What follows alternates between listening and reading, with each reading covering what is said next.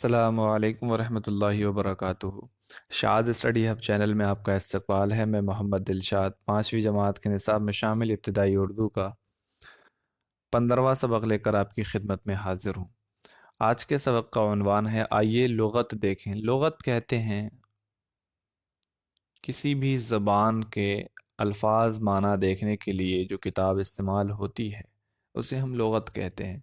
English में dictionary कहा जाता है, हिंदी में मुझे लगता है उसको शब्दकोश कहते हैं।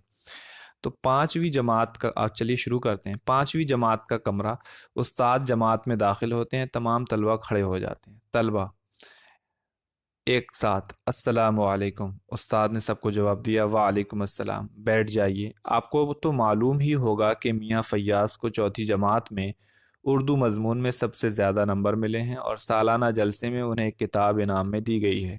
मियाँ फैयाज़, इनाम मुबारक हो। तलबा ने मिलकर कहा, मुबारक हो, मुबारक हो। अब फैयाज़ ने क्या कहा? फैयाज़ ने इंसानी रवैये के तौर पर क्या कहा? शुक्रिया, शुक्रिया। उस्ताद अब बोलते हैं, फैयाज़ ज़रा ये बताइए कि आपको कौन सी किताब इनाम में मिली है? उस्ताद ने फैयाज़ से पूछा। अब फैयाज़ जवाब देते हैं।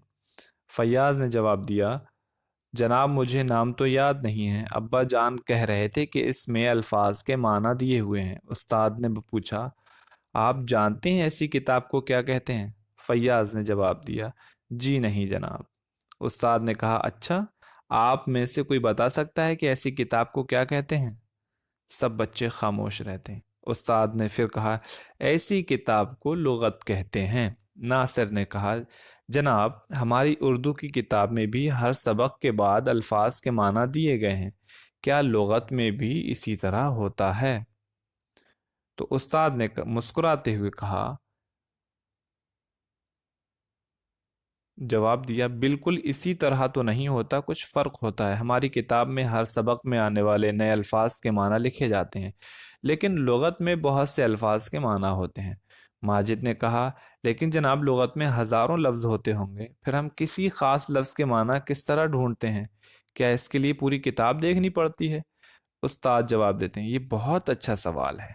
आज मैं आपको यही बताने वाला हूँ कि लुग़त में अल्फाज के माना कैसे तलाश किए जाते हैं। उस्ताद बच्चों को लुग़त दिखाते हैं, सभी बारी बारी लुग़त देखते हैं। अब उस्ताद ने पूछा, कोई बता सकता है कि इसमें क्या ख़ास बात है? सलीम ने कहा, जनाब मैंने देखा है कि अलिफ से शुरू होने वाले तमाम अल्फाज शुरू में दिए हुए हैं। ये बात सलीम ने कही। उसके बाद अब उस्ताद ने क्या कहा, बिल्कुल सही। सिर्फ इतना ही नहीं, इसमें तमाम अल्फाज हरूफ तहज्जी की तरतीब में जमा किए गए। तरतीब कहते हैं सीक्वेंस, यानी क्रम अनुसार। आसिफ ने कहा, जनाब इसका मतलब ये हुआ कि अलिफ से ये तक तमाम अल्फाज जमा किए गए हैं। उस्ताद ने कहा, दुरुस्त है, आपको तमाम हरूफ तहज्जी तरतीब से याद होने चाहिए। लाम के बाद कौन सा हर्फ आता है असलम, आप बताइए। असलम ने जवाब दिया, मीम। उस्ताद ने पूछा, और नून के बाद क्या आता है हसन, आप बताइए। हसन ने जवाब दिया, सोचकर उसने बताया, वाव। उस्ताद ने कहा, बहुत खूब। अगर हमें लफ्ज़ मंजिल के माना देखने हो तो कैसे देखेंगे? फैयाज आप बताइए। अब उस्ताद ने सवाल किया है। उस्ताद तख्ते सियाह पर, तख्ते सियाह याद रखें, ब्लैक बोर्ड, तख्ते सियाह, ब्लैक बोर्ड, बोर्ड तख्ते के माना में, सियाह ब्लैक। उस्ताद तख्ते सियाह पर लफ्ज़ मंजिल लिखते हैं। फैयाज बोलते हैं कि हरफ मीम के नीचे देखेंगे। उस्ताद ने कहा, अच्छा, ढूंढ कर बताइए। उन्होंने फैयाज को लुग़त दी और कहा, ढूंढ कर बताइए। फैयाज को कोशिश करता है लेकिन ये लफ्ज़ नहीं मिलता। फैयाज ने कहा, जनाब इसमें मीम से शुरू होने वाले बहुत से लफ्ज़ हैं, ढूंढना मुश्किल है। उस्ताद ने कहा, लफ्ज़ मंजिल में मीम के बाद कौन सा हर्फ है? तमाम बच्चे एक साथ बोलते हैं, नून। उस्ताद ने कहा, लुग़त में मीम से शुरू होने वाले अल्फाज गौर से देखिए, आपको मालूम होगा कि उनमें पहले वो अल्फाज इकट्ठा किए गए हैं जिनमें मीम के बाद अलिफ आता है। मीम के बाद अलिफ आता है, जैसे मात, मार, माश वगैरह। उसके बाद वो अल्फाज हैं जिनके बाद बे आता है, जैसे मुबारक, मुब्तला, मुबशिर वगैरह। इससे आपकी समझ में क्या आता है या कौन सी बात आती है? तो راشد نے کہا جناب اس کا مطلب یہ ہوا کہ یہاں نہ صرف میم سے شروع ہونے والے تمام الفاظ کو ایک ساتھ جمع کیا گیا ہے بلکہ ہر لفظ کے دوسرے حروف کا بھی خیال رکھا گیا ہے۔ استاد نے کہا بالکل صحیح، یہ بھی حروف تہجی کی ترتیب میں ہیں، اس لیے لفظ منزل کے معنی ڈھونڈنے کے لیے آپ کس بات کا خیال رکھیں گے؟ راشد نے جواب دیا ہم اسے میم نون میں ڈھونڈیں گے۔ استاد نے جواب دیا اچھا فیاض، میم نون کے نیچے دیکھو۔ فیاض لفظ منزل ڈھونڈ نکالتا ہے، یعنی اس کو وہ لفظ مل جاتا ہے۔ فیاض نے کہا مل گیا جناب، اس کے معنی ہے اترنے کی جگہ، رہنے کی جگہ، مسافر خانہ، سرائے جناب، اس میں تو بہت سے معنی دیے ہیں، کون سا معنی صحیح ہے؟ استاد نے کہا ہر معنی اپنی جگہ صحیح ہے۔ لفظ منزل اس جملے میں دیکھیے، قافلہ منزل پر ٹھہر گیا، یہاں منزل کے معنی ہوں گے اترنے کی جگہ۔ فرض کیجئے آپ نے کسی مکان پر سلطان منزل لکھا ہوا دیکھا، یہاں منزل کے معنی ہوں گے رہنے کی جگہ یعنی مکان۔ ہر لفظ کے معنی جملے میں اس کے استعمال کے مطابق ہوتے ہیں۔ استاد نے کہا اچھا، میں یہاں تختہ سیاہ پر 3 لفظ لکھتا ہوں، بتائیے ان میں کون سا لفظ لغت میں پہلے آئے گا؟ استاد لکھتے ہیں، استاد نے 3 جملے لکھے، پہلا ابر، ابتر اور پھر ابن، اور بچوں سے پوچھا بتاؤ ان میں سے لغت میں ترتیب کے حساب سے کون سا لفظ پہلے آئے گا؟ تو کریم نے جواب دیا جناب میں بتاتا ہوں۔ استاد نے کہا ہاں بتائیے۔ کریم نے کہا پہلے ابر آئے گا۔ استاد فیاض کیا یہ صحیح ہے؟ یعنی استاد نے فیاض سے تائید کے طور پر پوچھا۔ فیاض نے کہا جی نہیں، پہلے ابتر آئے گا۔ استاد کیوں؟ فیاض اس لیے کہ ان تینوں لفظوں میں پہلے 2 حرف وہی ہیں، اور بے اس لیے تیسرا حرف دیکھنا ہوگا۔ ابر میں رے ہے، ابتر میں تے ہے، ابن میں نون ہے۔ حروف تہجی میں تے پہلے آتا ہے، اس لیے ابتر پہلے آئے گا، اس کے بعد ابر اور آخر میں ابن آئے گا۔ تو یہ ترتیب ہوگی۔ اب استاد نے کیا کہا؟ شاباش، میرا خیال ہے کہ اب آپ یہ ساری باتیں سمجھ گئے ہوں گے، اس بارے میں آئندہ اور بھی معلومات دی جائیں گی۔ تو یہ سبق تھا۔ اب اس کے بعد ہم دیکھتے ہیں الفاظ معنی۔ الفاظ معنی میں ہم دیکھ لیں طلباء کا معنی ہوگا علم حاصل کرنے والے، طالب کی جمع۔ حروف تہجی، حروف ہجا مثلا الف بے پے تے وغیرہ، یعنی جسے انگلش میں ہم الفابیٹ کہتے ہیں۔ تختہ سیاہ اس کا معنی ہوگا بلیک بورڈ۔ مات اس کا معنی ہوگا ہار، شکست۔ مار کا معنی ہوتا ہے سانپ، مار اس معنی میں بھی ہوتا ہے، چوٹ کے معنی میں بھی اور سانپ کے معنی میں بھی ہوتا ہے۔ معاش اردو کی دال کے معنی میں ہے۔ اور اس کے بعد مبتلا گھرا ہوا، گرفتار۔ مبشر خوشخبری دینے والا۔ قافلہ مسافروں کا گروہ کارواں۔ ابر بادل۔ ابتر بدحال یعنی برا حال۔ ابن اس کا معنی ہوتا ہے بیٹا۔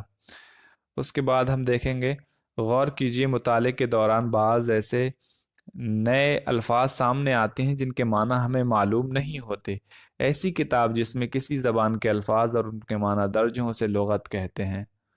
لغت ہم کسی نئے لفظ کے لغت سے ہم کسی نئے لفظ کے معنی معلوم کر سکتے ہیں۔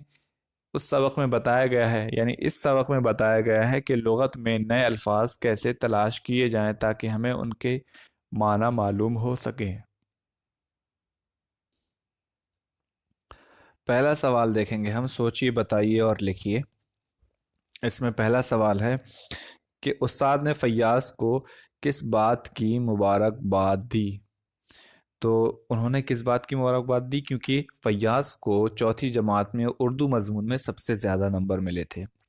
نمبر 2، آپ کی درسی کتاب کے ہر سبق کے بعد جو الفاظ اور معنی دیے گئے ہیں ان میں اور لغت میں کیا فرق ہے؟ ان میں اور لغت میں یہ فرق ہوتا ہے کہ سبق میں ضروری الفاظ رہتے ہیں اور جو سبق میں استعمال کیے جاتے ہیں مشکل الفاظ، اور لغت میں ایک ترتیب سے یعنی حروف تہجی کی ترتیب کے حساب سے بہت سارے الفاظ ہوتے ہیں۔ حروف تہجی کا ترتیب سے یاد ہونا کیوں ضروری ہے؟ تاکہ لغت کا جو اصول ہے وہ سمجھ میں آ جائے۔ سلطان منزل میں لفظ منزل کے کیا معنی ہے؟ تو اس میں یعنی سلطان منزل میں لفظ منزل کے معنی ہیں گھر، رہنے کی جگہ، اور ہم کہہ سکتے ہیں جہاں پر یعنی مطلب منزل کا معنی یہاں جو ہوگا وہ گھر کے معنی میں ہے۔ اب ان تصویروں کو غور سے دیکھیے، بچے لغت دیکھ رہے ہیں، ڈاکیا خط بانٹ رہا ہے، عورت کپڑے سی رہی ہے، استاد تختہ سیاہ پر لکھ رہے ہیں۔ ان تصویروں میں بچے، ڈاکیا، عورت اور استاد کام کر رہے ہیں، یہ سب فاعل ہیں۔ کام کرنے والے کو فاعل کہتے ہیں۔ اب دو چیزیں ہیں، ایک ہوتا ہے کام اور ایک ہوتا ہے کرنے والا۔ کام کو ہم فعل کہتے ہیں اور کرنے والے کو ہم فاعل کہتے ہیں۔ تو ہمارے یہاں پر دیکھ لیں تصویریں ہیں، نیچے دی ہوئی تصویروں کو دیکھ کر فعل اور فاعل لکھیے۔ اب یہاں جو ہے یہ انسان کیا کر رہا ہے؟ برتن بنا رہا ہے، برتن بنا رہا ہے تو کہہ سکتے ہیں کمہار برتن بنا رہا ہے۔ یہ آدمی برتن بنا رہا ہے، بنا رہا ہے تو یہ کیا ہو جائے گا؟ فعل، اور کون بنا رہا ہے؟ آدمی، تو یہ کیا ہو جائے گا؟ فاعل۔ لڑکی ناچ رہی ہے، کیا کر رہی ہے؟ وہ ناچ رہی ہے، تو ناچنا ہوگا فعل، کون ناچ رہی ہے؟ لڑکی، تو لڑکی کیا ہوگا؟ فاعل۔ تو اس طریقے سے آپ یہ مشق مکمل کر لیں۔ اس کے بعد نیچے لکھے ہوئے الفاظ لغت میں جس ترتیب سے آئے ہیں اسی ترتیب میں لکھیے۔ اب پہلے کون سا لفظ آئے گا؟ آپ کو یہ دیکھنا ہے کہ سب سے پہلے تو الف ہے نا، تو سب سے پہلے جو لفظ آئے گا وہ آئے گا الف والا، ابر۔ سب سے پہلے یہاں آپ ابر لکھیں گے۔ اب اس کے بعد الف کے بعد کون سا حرف آتا ہے آپ دیکھیں، اگر آپ چاہے شروع کریں گے الف، بے، پے، تے، ٹے، سے، جیم، چے، ہے۔ اب دیکھیں ہے سے پہلے ادھر کوئی لفظ ہے، کوئی حرف ہے؟ نہیں ہے، تو حرف سے شروع ہونے والا لفظ یہاں آ جائے گا۔ اب حرف کے بعد کون سا لفظ کون سا حرف آتا ہے وہ آپ دیکھیں، تو سین والا آئے گا، سرائے یہاں پر آ جائے گا۔ اب اس کے بعد کیا ہوگا؟ لام آتا ہے تو پھر لام والا یہاں آ جائے گا۔ اب میم، دو لفظ میم سے ہیں تو اب یہ دوسرے حرف پر ہم غور کریں گے، تو زواد پہلے آتا ہے اور نون بعد میں آتا ہے، تو یہ جو ہوگا مضمون پہلے لکھا جائے گا اور منزل بعد میں۔ اس طرح سے ہم مکمل کر لیں گے۔ نیچے دیے ہوئے لفظوں کو ان کے صحیح خانوں میں لکھیے۔ مذکر مؤنث والا آپ ایک جو یہاں خانے دیے ہوئے ہیں آپ لکھ سکتے ہیں انہیں۔ قافلہ مذکر، کتاب مؤنث، ایک منٹ آپ اس طریقے سے لکھ لیں، قافلہ مذکر، حرف مذکر، تختہ سیاہ مذکر، اور انعام مذکر، سوال مذکر، لفظ مذکر، باقی اس کے علاوہ آپ مؤنث میں لکھ لیں۔ تو نیچے دی ہوئی تصویروں پر دو دو جملے لکھیے۔ اب یہاں دیکھ لیں آپ ثانی کیا کر رہی ہیں اور استاد جی کیا کر رہے ہیں، لغت ہے، تو اس طرح سے آپ جملے بنا سکتے ہیں۔ نیچے دیے ہوئے لفظوں کے واحد لکھیے۔ طلبہ کا واحد ہوتا ہے طالب علم یا طالب، اسباق کا سبق، الفاظ کا لفظ، اور سوالات کا جو واحد ہوگا وہ سوال، مضامین کا مضمون، لغت کا یعنی لغات کا واحد لغت، منازل کا منزل، معلومات کا معلوم۔ اب عملی کام کیا؟ اخبار سے 5 الفاظ چنیے اور لغت میں ان کے معنی تلاش کر کے لکھیے۔ لفظ معنی، لفظ معنی، لفظ معنی، تو آپ اس طریقے سے یہاں ادھر لفظ لکھیں دو اور یہاں دونوں کے معنی لکھ دیں، اس طریقے سے آپ اسے مکمل کر سکتے ہیں۔ امید ہے کہ یہ سبق سمجھ میں آ گیا ہوگا۔ کسی بھی طرح کی کوئی دقت پیش آپ کو آتی ہے تو کمنٹ باکس میں ضرور پوچھیں۔ تب تک کے لیے اپنا خیال رکھیں، ملتے ہیں آپ سے اگلی ویڈیو میں۔ اللہ حافظ۔